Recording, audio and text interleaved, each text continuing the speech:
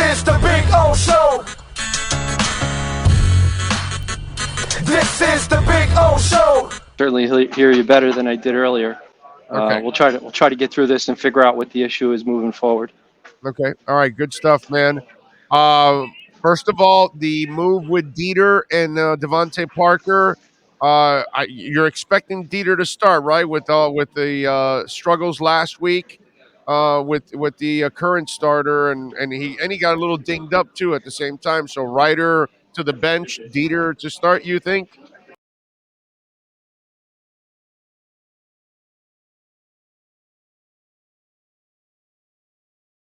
Yeah, if Dieter wasn't ready to start, I don't think they would have activated him for today's game. And Dieter, really did a nice job at center early in the season. I think he might be better suited for center than he was for guard, in the same way Austin Jackson seems to be better suited for guard than he is for tackle. It's kind of like when they move, a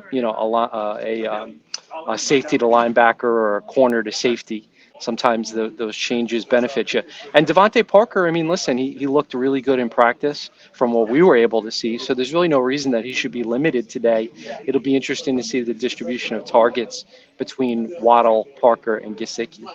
Yeah, no, I'm with you there. And the good thing, I've been so frustrated that they don't play Mac Hollins more because I think he should be the other guy opposite of Waddle right now. But now that you get Parker back, obviously this should add another element to the game and open things up. And obviously that slant is something that has been pretty potent between Tua and Parker. Yeah, Devontae Parker once told me that his favorite route is the slant, not the go, not the post, but the slant. And we know that Tua's best pass is the slant. I mean, he's deadly accurate, and he has the ability to lead guys. I know there's a lot of hate for Devontae Parker, and I understand the frustration with the fact that he has often been injured.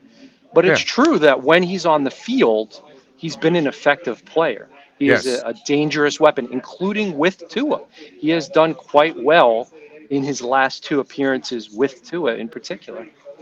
Yeah, no, I'm with you there. There's no doubt that he's an effective player when healthy. I think that's the frustration with everybody at this point is that he can't stay healthy on a consistent basis.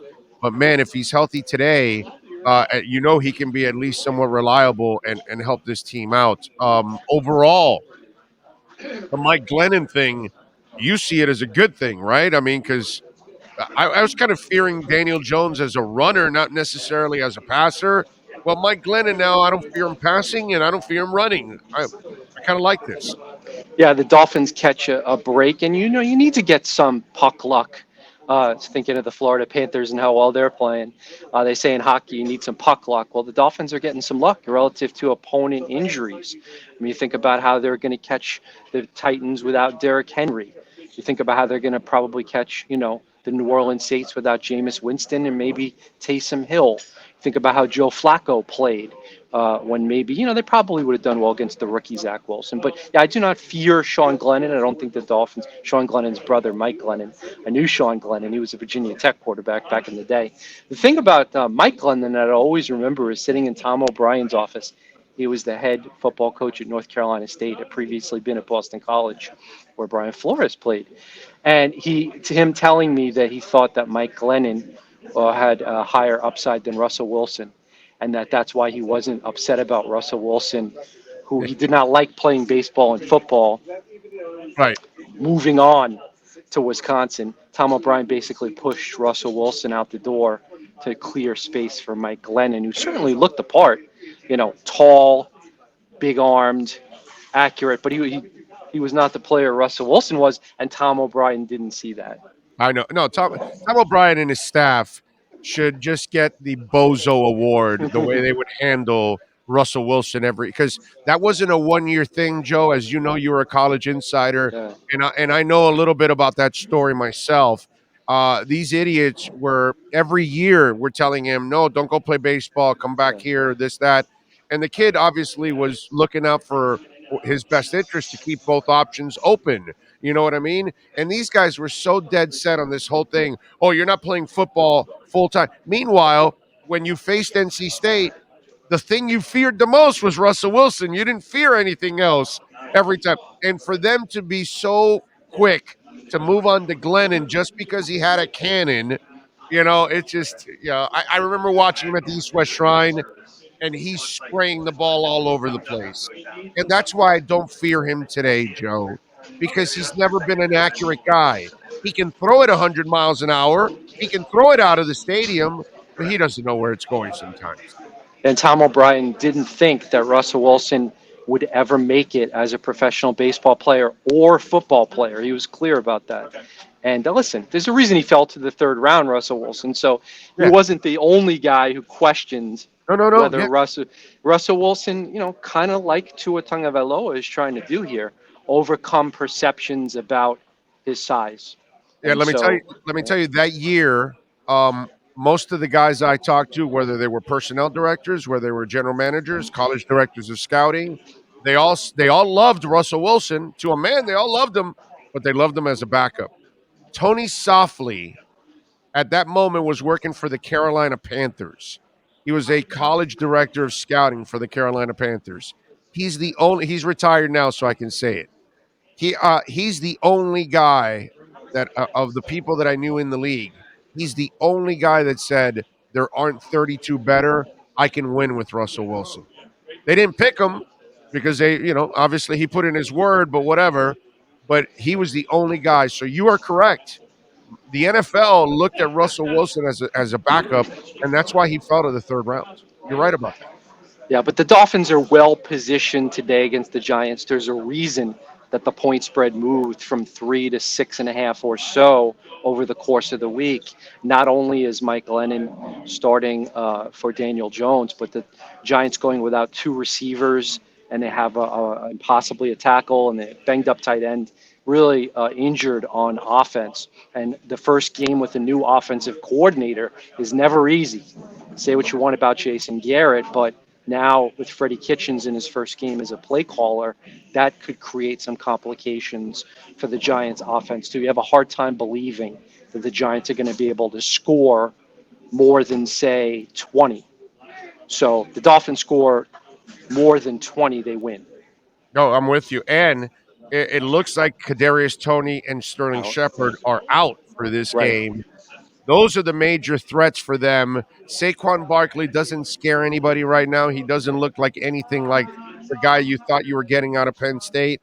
So really, Miami also gets a break there, Joe, that two of their top weapons on the outside are not in this game probably. Yeah, for the Giants, Kadarius Toney is their answer to Jalen Waddle.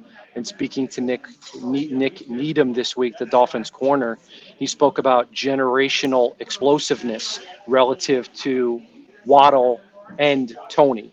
So, yeah, special players, but the Dolphins have more game breakers on offense today. I'm with you there. What was the prediction going into this one? Is it five in a row, Joe? Yes, I don't know about my picks, but I know that I picked the Dolphins to win by 6 or 7 today. I believe 6. So I maybe stay away from that 6.5, 7.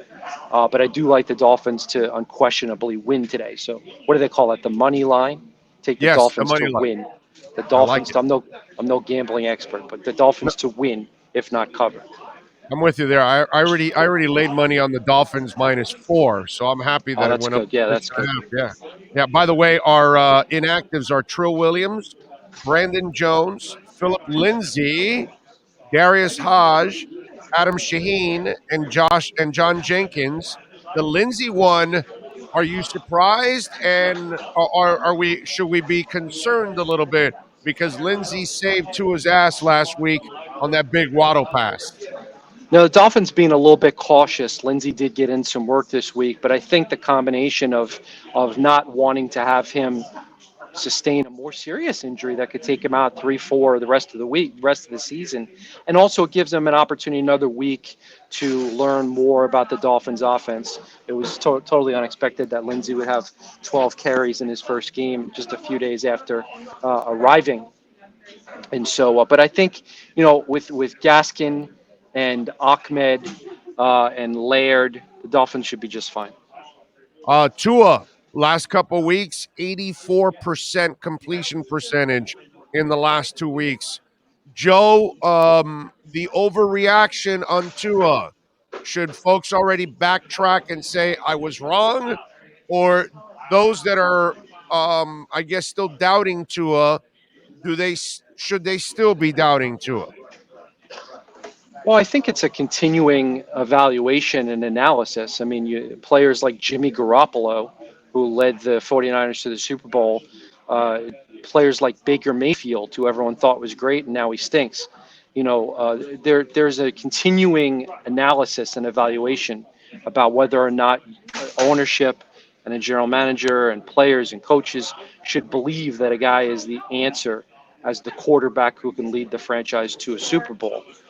Do I believe that the Dolphins have made a firm conclusion at this time about whether or not they believe Tua can lead the Dolphins to a Super Bowl? No.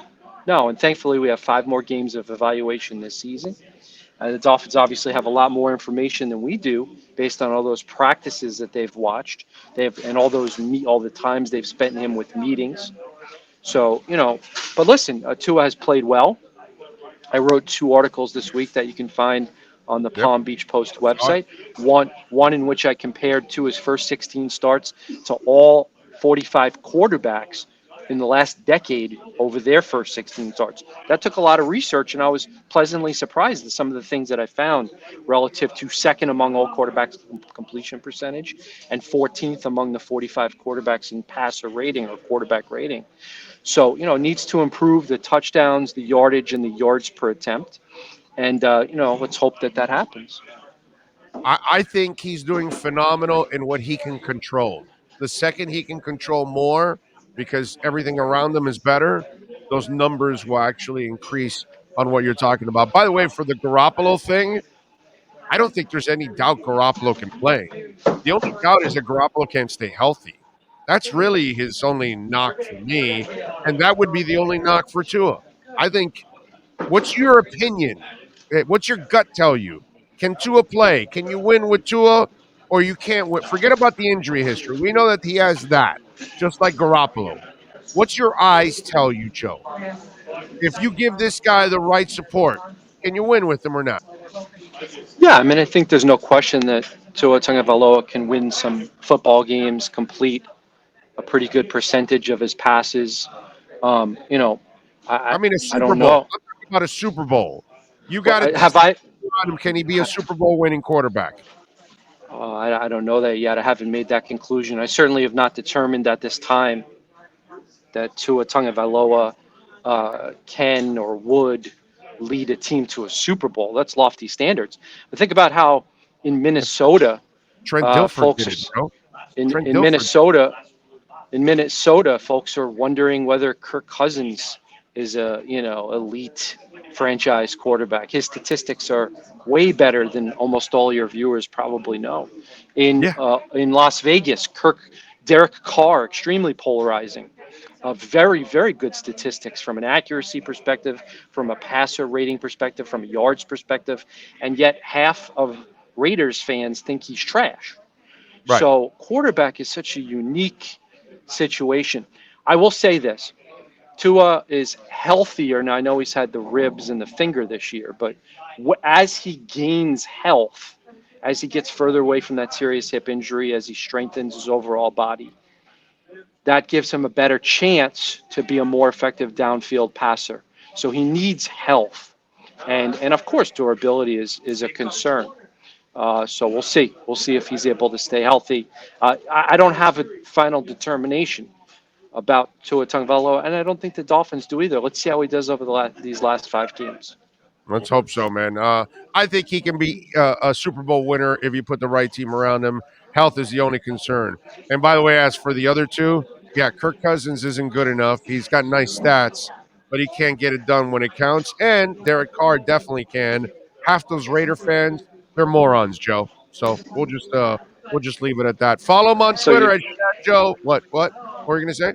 no, no, no, no. It's interesting that you're anti Cousins, pro Carr. Those are this Yeah, the yeah, quarterback position is. Carr's got moxie. Carr can rise above and make other people better. Kirk Cousins is a game manager on his best day, is what he is. He's a game manager. He's not a difference maker. Derek Carr can be a difference maker. They're two different quarterbacks in my eyes. It's Well, I just think that we're the still go ahead. we're still learning. We're still learning exactly what Tua Tagovailoa is and what he can be. We don't have the answer yet. It's only been 16 starts, and we haven't even finished the second pro season. Yeah, no, you're right. I get where people would be a little hesitant, but I'm a little different. I'm a little more confident in that kid. I kind of see championship qualities in a guy like that if you put the right people around him. If you can win with Trent Dilfer for a championship, you could easily win with Tua Tagovailoa. That's the way I see it. Follow him on Twitter at Schad Joe, and of course, catch his work at the Palm Beach Post. Subscribe, support Joe there and all the great writers at the Palm Beach Post. Joe, thank you for taking some time, my brother. Enjoy the game.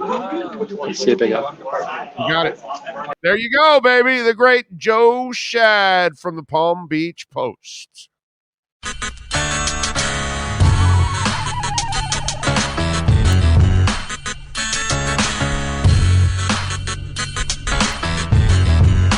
This is the Big O Show. This is the Big O Show.